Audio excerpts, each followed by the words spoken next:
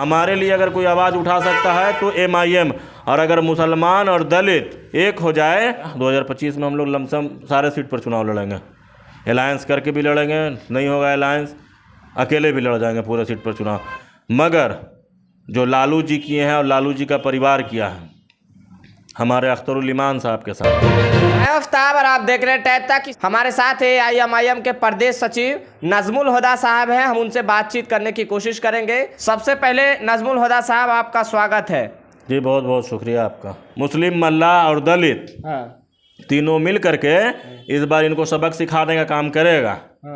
ठीक है, तीनों मिल करके इतना अच्छा सबक सिखाएगा कि समझ जाएंगे कि ये सिर्फ हमारे बंधुआ मजदूर नहीं है वोट देने के लिए। इनको भी इनकी हिस्सेदारी मिलनी चाहिए, इनको भी कुर्सी मिलना चाहिए, इनको भी मान सम्मान मिलना चाहिए। मुस्लिम समाज को मिले, दलित समाज को मिले, अकलियत को मिले, शोषित वंचित जो भी निचले पायदान पर लोग हैं उनको आपको मुख्य धारा से जोड़ना होगा, उनको अपने साथ बगल में बैठाना होगा। जैसे हम लोग आपस में बैठ के बात कर रहे हैं ना अभी, वैसे बात करना होगा और उनकी बात को सुनना होगा और समाज में बताना होगा कि ये हमारे भाई हैं। तो सिर्फ वोट लेने के लिए भाई नहीं हैं कि मुस्लिम भाई, वोट देने के लिए। अब तो A to Z की बात करते हैं। A to Z में M हटा दीजिए।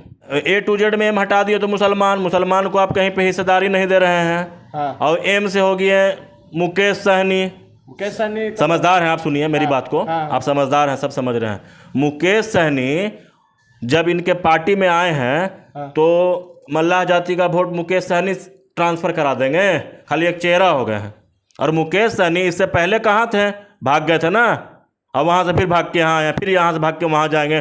तो ये अपने जाति के साथ छल न कर रहे हैं। और इनके साथ सबसे बड़ा छल कर दिए तेजस्वी यादव। हम मुसलमान की बात कर रहे हैं, हम दलित की बात कर रहे हैं, हम आपको अति पिछड़ा की बात कर रहे हैं तो हम अति पिछड़ा को टिकट देंगे, हम मुसलमान को देंगे, हम दलित को देंगे, तब ना हम उसकी बात कर रहे हैं कि सिर्फ बात कर रहे हैं। टिकट देने के लिए सब वही हैं, 4% और 14% वाले।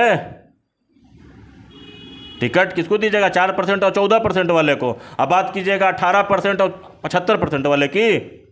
नहीं, ऐसे तो नहीं होगा ना होगा। तो ये समझना होगा ये। और जो हमारे बहुजन भाई हैं, SC ST के भाई जो हैं, वो भी समझ गए हैं कि यहाँ जो है 2-3 पार्टी सब मिल के हम लोग को सिर्फ बेवकूफ़ बनाती है। हमारे लिए अगर कोई आवाज़ उठा सकता है तो MIM, और अगर मुसलमान और दलित एक हो जाए तो भारत सरकार जो है ना, सरकार बनाने की ताकत रखती है। अरे भैया मेरे, जिसकी जितना संख्या भारी उसकी उतनी हिस्सेदारी है ना। तो संख्या भारी किसका है, संख्या भारी पिछड़ा समाज का है ना, OBC का है ना, मुसलमान का है ना, कि 4% वाले का है ना है उनका। मगर राज तो वही कर रहे हैं कुर्सी पर। मगर जो लालू जी किए हैं और लालू जी का परिवार किया है हमारे अख्तरुल ईमान साहब के साथ, वो बहुत नाइंसाफ़ी और बहुत गलत है। तो इसका जवाब इसी बार मिलेगा कि अगला बार मिलेगा? 2025 में भी मिलेगा। 2025 में हम लोग लमसम सारे सीट पर चुनाव लड़ेंगे।